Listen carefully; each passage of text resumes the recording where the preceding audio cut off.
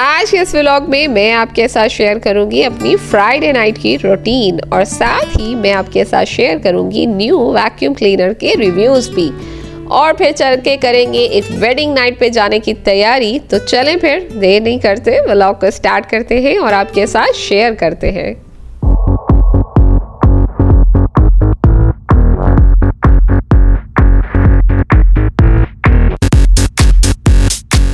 Hello everyone, कैसे हैं आप सब? होप आप सब ठीक होंगे और खैरियत से भी होंगे। Welcome back to my channel. सबसे पहले जितने भी लोग हमारे साथ नए जुड़े हैं और आज आप मुझे पहली बार या सेकंड टाइम देख रहे हैं, आप सबका मेरे चैनल को सब्सक्राइब करने का बहुत ज़्यादा शुक्रिया। तो चलें जी, आप सब भी अब हमारी फैमिली का हिस्सा हैं। पर अभी भी कुछ व्यूवर्स ऐसे हैं जो देख तो रहे हैं लेकिन वो सब्सक्राइब करना भूल गए हैं शायद। तो चलें फिर एक काम करते हैं, मैं थोड़ा वेट करती हूँ, ब्लॉग को स्टार्ट नहीं करेंगे, आप फटाफट से जाएं, चैनल को सब्सक्राइब करें और फिर फटाफट से वापस आ जाएं। तो भाई जिन्होंने अभी सब्सक्राइब किया है उनका शुक्रिया अदा हम अपने नेक्स्ट व्लॉग में करेंगे। तो चलें जी, खैर जोक्स अपार्ट, आप सबका बहुत सारा शुक्रिया जिन्होंने भी मेरे कहने पर मेरे चैनल को सब्सक्राइब किया है और बेल आइकन को भी प्रेस कर दें ताकि आने वाले व्लॉग आपसे मिस ना हो। तो चलें जी, आज मैंने सोचा क्यों ना आपके साथ थोड़ी अपनी फ्राइडे नाइट की रूटीन शेयर करूं। फ्राइडे नाइट जो है थोड़ी ज़्यादा ख़ास होती है। आई थिंक सबके घरों में ही थोड़ी सी स्पेशल होती है क्योंकि आपको पता है जेंट्स का जो है ऑफ डे होता है, सब हस्बैंड्स और भाई वगैरह सबके घर में जितने भी अफराद हैं, मेल अफराद घर पर होते हैं। तो एक्चुअली यहाँ पे हमारे पास तो सऊदी अरेबिया में ऐसा ही है, हो सकता है कहीं और कंट्री में ऐसा ना हो, पर हमारे पास भाई फ्राइडे के दिन जो है खाना जो है वो पुलाव ही बनता है। चिकन पुलाव तो मस्ट है। हमने तो अपने घरों में बचपन से ऐसे ही देखा है और रिलेटिव्स में भी ऐसे ही हमने माहौल देखा है।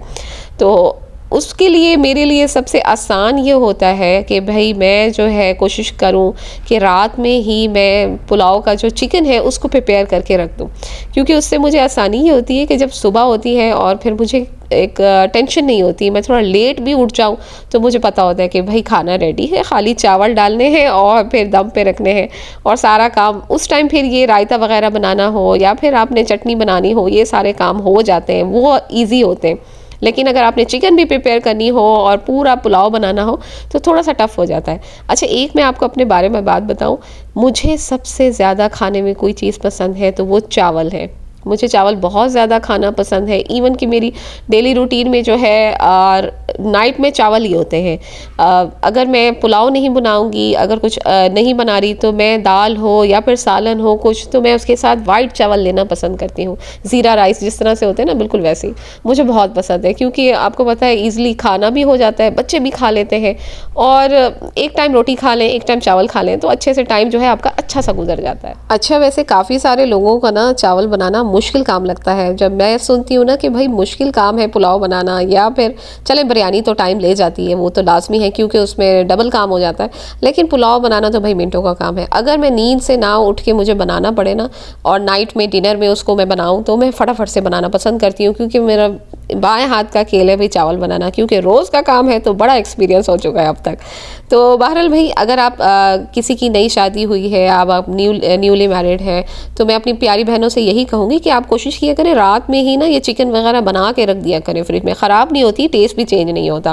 अच्छा, काफ़ी सारे लोग ऐसे भी होते हैं कि नहीं भाई हमने फ्रिज में नहीं रखना, टेस्ट चेंज हो जाएगा, पर ऐसा कुछ नहीं होता। आप अपना खाना जो है प्रिपेयर करके रात से रख देते हैं। इवन जब मेरी रूटीन थोड़ी सी ख़राब हो जाती है ना बच्चों की वजह से, तो मैं क्या करती हूँ कि मैं अपना दोपहर का खाना भी प्रिपेयर करके अपने फ्रिज में रख देती हूँ। नाइट में ही मैं उसको तैयार करके रख देती हूँ और फिर वो आराम से जब हस्बैंड घर आते हैं तो खाना रेडी होता है, आपको ज़्यादा टेंशन नहीं होती। अदरवाइज़ अगर आपकी नींद भी पूरी ना हो रही हो, आप लेट सो रहे हो और आपको फिर उठना हो, खाना भी बनाना हो, तो खाना पकाने में भी मज़ा नहीं आता और खाने वाले को भी फिर मज़ा नहीं आता। क्योंकि कहीं मैंने सुना था और बिल्कुल सही सुना था, अगर आपने खाना दिल से बनाया हो ना तो खाने वाले को भी अच्छा लगता है। बिल्कुल सच में ऐसा ही है। अगर आपने प्यार से, दिल से और बड़े सुकून से खाना बनाया हो ना तो अगला बंदा लाजमी तारीफ़ करता है, क्योंकि एक काम जो आपने बड़ी खुशी से किया होता है ना, वो उसकी बात ही अलग होती है, और जो आपने ज़बरदस्ती किया हो ना तो वो फिर वैसा ही होता है, बस गुजारे वाला। क्या बात है। वैसे मेरी प्यारी बहनों, आपको पूरा हक है, अगर आप मेरी इस बात से रिलेट ना करें तो आप कमेंट में आके कमेंट ज़रूर कीजिएगा। वैसे अगर आपके पास कोई और ख़ास टिप्स हो इस तरह की, थोड़ा टाइम को जो है बचा कर काम करने की, किचन का काम हो या घर का काम हो, आप लाजमी कमेंट में आके ज़रूर शेयर किया करें। वैसे मेरे पास एक और टिप भी है। अगर आप किचन में काम करने जाते हैं और आप बहुत बोरिंग फील करते हैं, तो आप एक काम करिए, अपने घर में से किसी ऐसे फ़र्द को साथ ले जाइए जो आपके साथ बातें करता रहे। उससे क्या होता है, आपका काम जो है फटाफट हो जाता है। वैसे मैंने काफ़ी फ्राइडे से यही स्टार्ट कर दिया है कि मैं रात में ही चिकन रेडी करके रख देती हूँ, तो मुझे तो भाई बड़ी आसानी हो रही है। इसलिए मैंने सोचा आपके सबके साथ भी ज़रूर शेयर करूँ ताकि आपका टाइम भी बच जाए। वैसे मैं आपको बताऊं, जब हम पूरे घर का काम करते हैं, खाना भी बनाते हैं, घर की साफ़ सफाई भी हो जाती है, बच्चों का सारा काम भी हमें करना होता है, और जब हस्बैंड काम से आते हैं ना, उनसे कहें भी हम बहुत थक गए हैं, आज हमने बहुत काम किया, कहते हैं आपने किया क्या है पूरा दिन, तो ऐसा लगता है किसी ने ना ज़ोर का खींच के थप्पड़ मारा हो।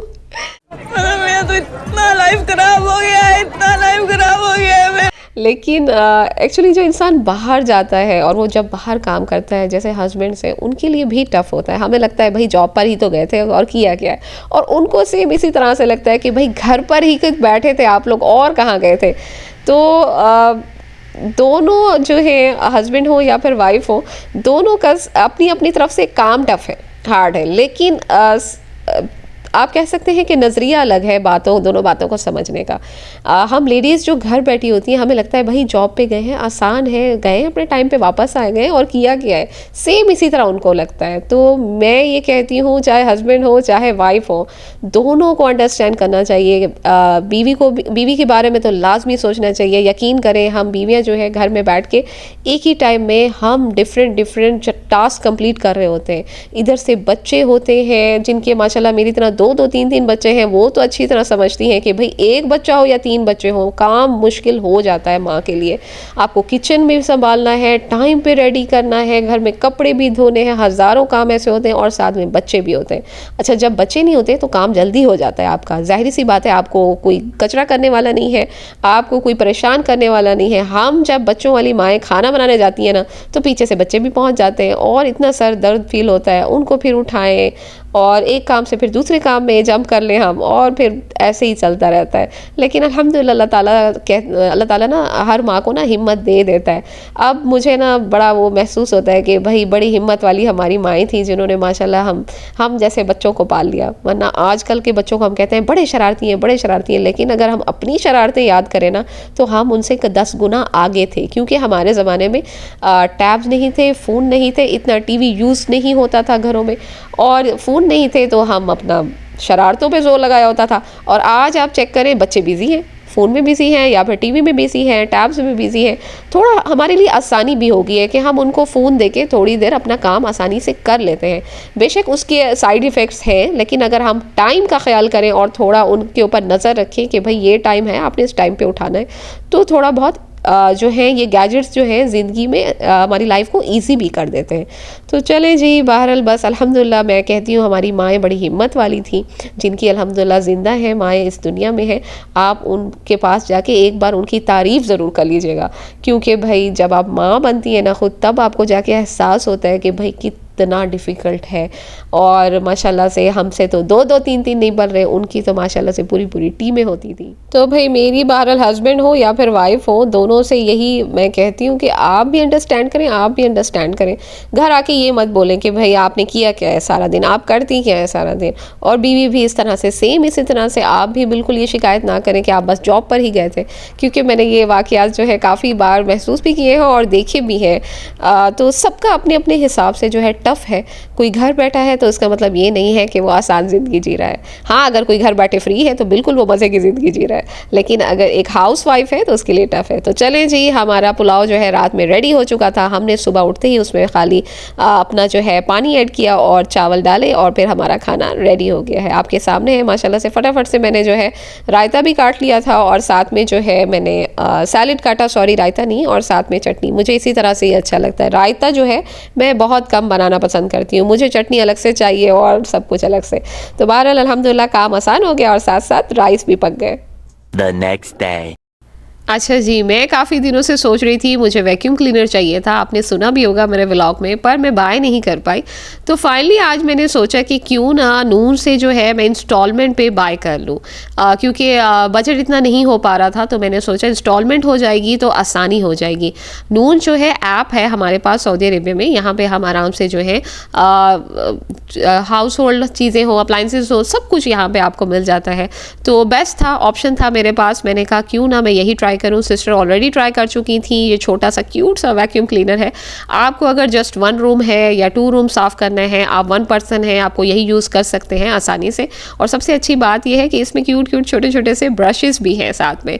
तो मैंने भी सोचा मैं भी बाय कर लेती हूँ, और ऑलरेडी जो है मुझे सिस्टर ने भी रेकमेंड किया हुआ था, तो मैं आप सबके साथ रिव्यू शेयर करती हूँ इसके। जो है काफ़ी अच्छा है, छोटा सा है और क्यूट सा है। आराम से आप 1 रूम जो है आसानी से क्लीन कर सकते हैं, क्योंकि होता ये है कि कारपेट्स तो मेरे पास नहीं है ज़्यादा, रग्स वगैरह है मेरे पास। मेन मसला जो है टाइल्स का है। टाइल्स जो है वो अच्छे से साफ़ नहीं होती, जिसकी वजह से मैंने सोचा वैक्यूम क्लीनर मस्ट बाय करना चाहिए, क्योंकि आपको पता है टाइम भी बच जाता है और बच्चे भी आराम से करके मुझे दे देंगे। अब सबसे बड़ी खुशी की बात यह है।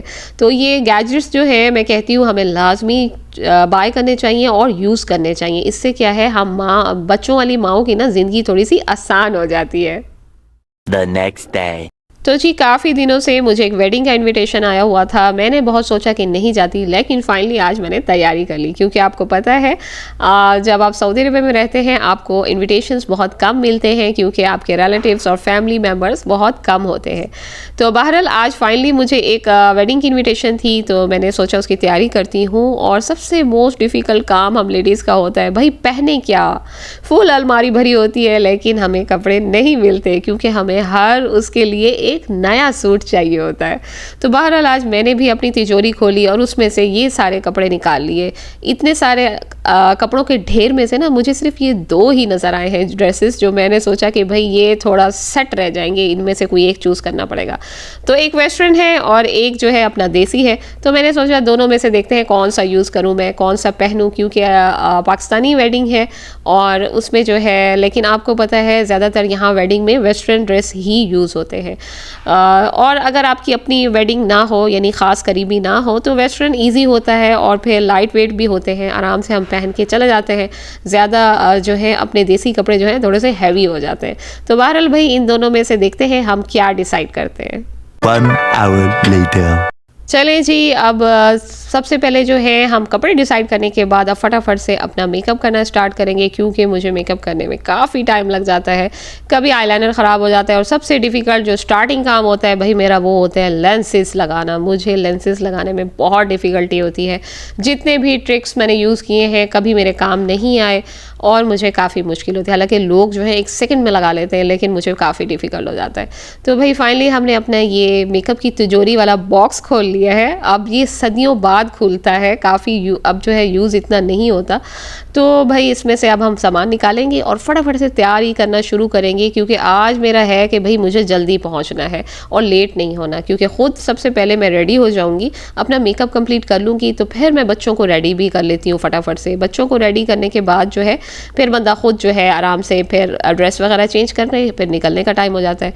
तो चलें, फाइनली मैं रेडी हो चुकी थी। लास्ट के काम होते हैं ज्वेलरी पहनना और फिर कुछ परफ्यूम्स और क्रीम्स वगैरह लगाना होता है। अब ये सारे काम करके फाइनली जो है मैं रेडी हो चुकी थी। आप मेरा आइज़ मेकअप देख सकते हैं और अपने कमेंट में ज़रूर शेयर कीजिएगा कि आपको कैसा लगा, क्योंकि भाई बहुत टाइम लगता है मेकअप करने में।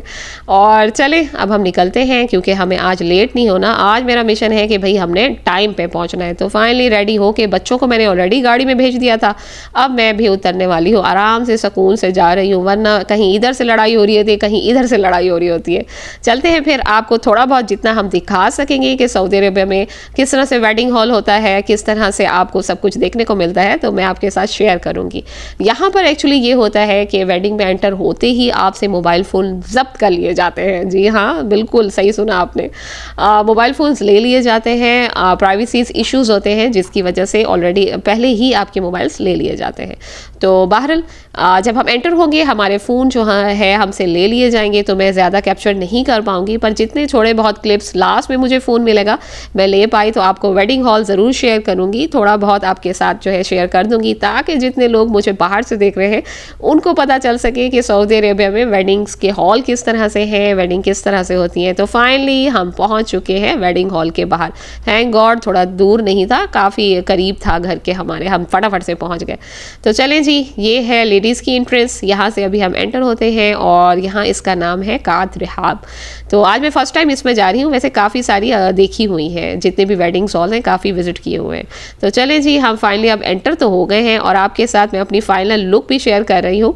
अब हमारे मोबाइल जो है ले लिए गए थे और फिर हमें इस टाइम में लास्ट में दोबारा दिए हैं, तो मैंने सोचा अब आपके साथ थोड़ा वेडिंग हॉल भी शेयर कर दूँ। यहाँ से आप देख सकते हैं जो ब्राइड और ग्रूम होते हैं वो यहाँ से एंटर होते हैं और यहाँ पे माशाल्लाह से आपको हर टेबल पे इस तरह से स्नैक्स वगैरह रखे होते हैं, चाय होती है, कॉफ़ी होती है, अरबी कहवा होता है। और ये आप देख सकते हैं खाना खाने के बाद इस एरिया का क्या हाल हुआ है। सब लोग खाना खा के जा चुके थे, तो इसलिए अब मैंने आराम से रिकॉर्ड कर लिया, वरना तो आपको पता है वीडियो कैप्चर करना काफ़ी मुश्किल हो जाता है। तो यहाँ आप देख सकते हैं कितनी खूबसूरत तरह से इन्होंने ये डेकोरेट किया हुआ था। फ्लावर्स देख के तो बहुत ज़्यादा मुझे खुशी हो रही थी। मैंने कहा चलें इसी बहाने ऊपर चलते हैं, थोड़ा ऊपर से आपको मंजर दिखाते हैं। रश जो है इस टाइम काफ़ी कम हो चुका था, लोग जा चुके थे, फिर भी इस तरह का माहौल नहीं था कि मैं जो है वीडियो कैप्चर करूं, क्योंकि आपको पता है थोड़ा प्राइवेसी होती है लेडीज़ की। लेकिन माशाल्लाह से आप देख सकते हैं कितना खूबसूरत फ्लावर से उन्होंने, सारे आर्टिफिशियल फ्लावर्स थे और उससे उन्होंने इतना खूबसूरत डेकोरेट किया हुआ था। और वेडिंग हॉल भी काफ़ी खूबसूरत था, स्टेज भी काफ़ी डिसेंट और क्यूट सा बना हुआ था। तो चलें जी, आज का व्लॉग होप आपने पसंद किया हो। अब है घर जाने का टाइम, व्लॉग को यहीं एंड करेंगे, मिलेंगे आपसे इंशाल्लाह नेक्स्ट व्लॉग में। वैसे मैंने जब भी अपने नॉर्मल रूटीन के व्लॉग शेयर किए हैं मुझे ख़ास कोई अच्छा रिस्पांस नहीं मिला, तो अगर आपको आज का व्लॉग अच्छा लगे कमेंट ज़रूर कीजिएगा, लाजमी कीजिएगा, और ताकि मुझे मोटिवेशन हो और मैं नेक्स्ट टाइम भी आपके साथ अपना रूटीन का व्लॉग शेयर करूँ। तो चलें जी, आज के लिए इतना ही, मिलेंगे आपसे नेक्स्ट व्लॉग में। तब तक के लिए अल्लाह हाफिज़, अपना बहुत ख्याल रखिएगा और मुझे दुआओं में याद रखिएगा।